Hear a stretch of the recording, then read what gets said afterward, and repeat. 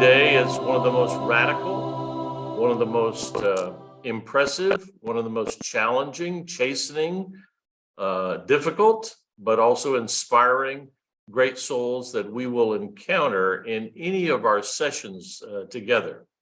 So we're going to look at this woman who was born in the 19th century and died in 1980 and had a long, wonderful 83 years of life. I'd like to do a little bit of her bio very quickly. That she was, note that she was born in Brooklyn, the daughter, third of 5 children of John and Grace Day. Parents moved to Oakland, California, where her father had a newspaper job. He was a journalist with papers, both in California, then back in Illinois.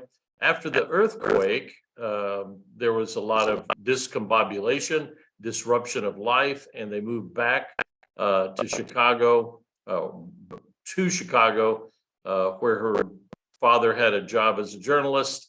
At the age of 10,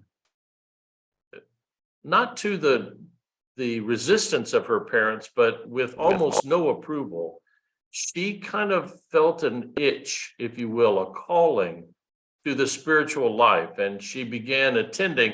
Her parents wouldn't let her go to a Catholic church, but they would allow an Episcopalian church to be a place where she could study and she could be baptized and confirmed. At the age of 16, she wins a scholarship to University of Illinois at Urbana, but she drops out after 2 years and moves to New York. She had a wild side to her, and in New York, she would have an extraordinary life. It's not on the bio here, but she would cavort with people with the Provincetown Players. She'd stay out all night, go drinking with Eugene O'Neill, and then the next morning, go into a Catholic church to see what all the fuss was about with the candles and the prayers, and to see what moved people to such devotion. She marched in front of the White House for women's suffrage, and you'll see a picture of this later on. Dissatisfied with journalism, she began training as a nurse. She had an unhappy affair with Lionel Moisa and also an abortion at this time. She was briefly married to a guy named Barclay Toby for a couple of years. She will publish her first written piece, a novel, published in book form, the first written piece, a novel, The 11th Virgin. She sells the rights to this to Hollywood, and with that buys a summer home on Staten Island. At the same time, she begins a 4-year common law marriage with Forster Batterham, and she will have a good relationship with him. They'll have a daughter, and Tamar. This is still the first one, Brent. I'll send you the corrected one. You'll see I have Tamra and Tamara. Her name is Tamar, Tamar, and she's born in 27, and Dorothy Day will have her baptized in the Catholic Church, but boy, Batterham did not like that. And that will lead to the dissolution of their relationship. She herself, about 6 months later, will be baptized as a Roman Catholic on Staten Island. While she's covering a hunger strike, remember the Depression is going on at this time, and she covers a hunger strike march in Washington, D.C. She visits a shrine and prays for guidance regarding the use of her gifts to help the poor. And the next day, she meets a man named Peter Marin, a dynamic, charismatic, insightful, strong leader, and together they will establish the Catholic worker movement and create the Catholic Worker newspaper. The first issue happens on May 1st, of course, May Day.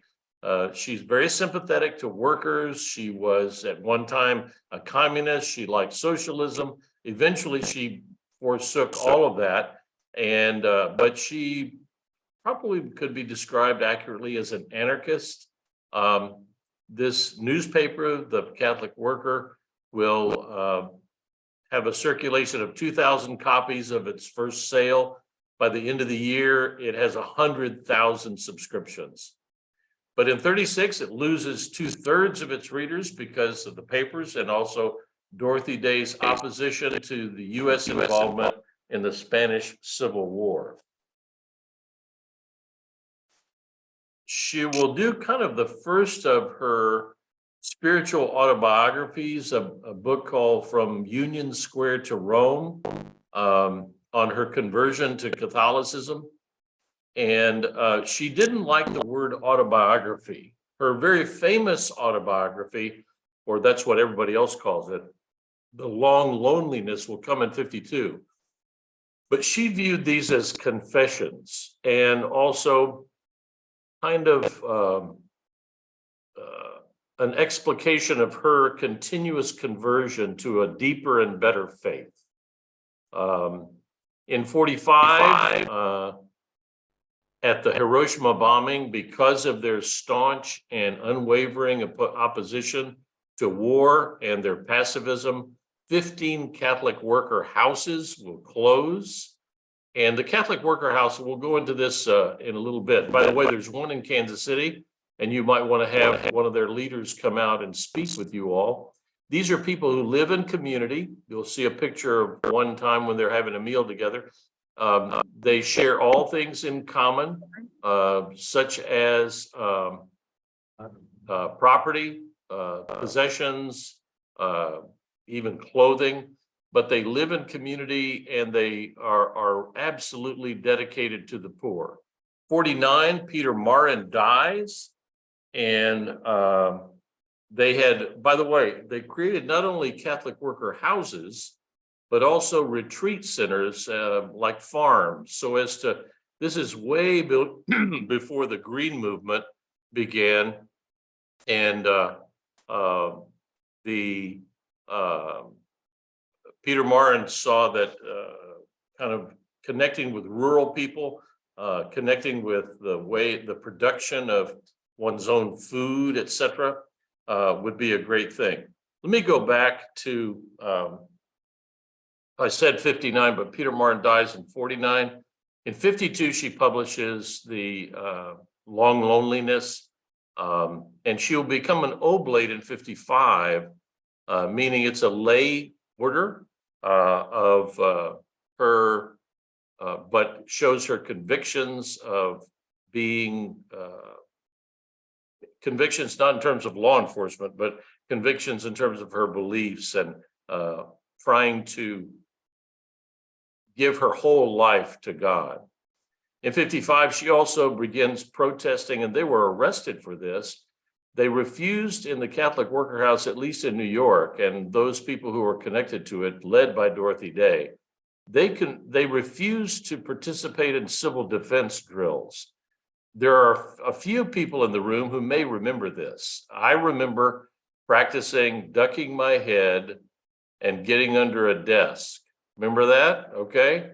Well, they refused to do this. They said, well, if an atomic bomb hits here, we will be incinerated. And the civil defense drills were part PR. They were not going to save anybody. They were perhaps going to keep the general public from going into full hysteria. And maybe that was the purpose of them, is to kind of maintain a kind of modicum of civility.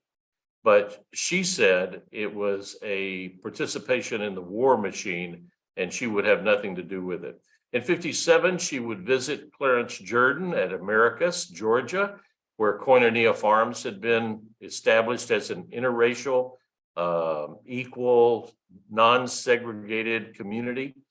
This is the place that attracted Jimmy Carter, and he gave much of his fidelity to that, faith-wise. This is where Habitat for Humanity was born, through Koinonia Farms. At the same time that she visited in Georgia, she also, and I don't have the exact reference for this, but she visited Martin Luther King in Atlanta, where the Southern Christian Leadership Conference was going on, and she carried on a lively correspondence. There's a few letters with him about what he was doing and what the Catholic worker movement was doing around the country. She went to the Second Vatican Council in '62, but particularly trying to get the Catholic Church to declare their opposition to all war. They wouldn't do it, and especially they wouldn't do it about Vietnam, but they did oppose all nuclear weapons, and that was one of the victories that she kind of got out of the Second Vatican Council. In '73, she joined Cesar Chavez in support of farm workers. She was jailed for participating in a banned picket line. In '76, she made her final public appearance speaking on love as a way of life. And you need to remember that, speaking about love as a way of life. And she tied her speech, as you can see by that date, August the 6th, to the anniversary of the Hiroshima bombing. Very shortly after that, she suffered a heart attack. She would die at home. The Mary House was the name of the Catholic worker house in New York City. On December the 2nd, her funeral was held at Nativity Catholic Church, and she was buried on Staten Island. In '83, the Claretian missionaries advocated her sainthood. In '96, a movie was released. It has Martin Sheen in it, playing Peter Marin, and Moira Kelly playing Dorothy Day. She doesn't look a thing like her, maybe a little bit in her younger years, but Dorothy Day was a tall woman, slender, looked very much like a model, as you'll see in just a moment.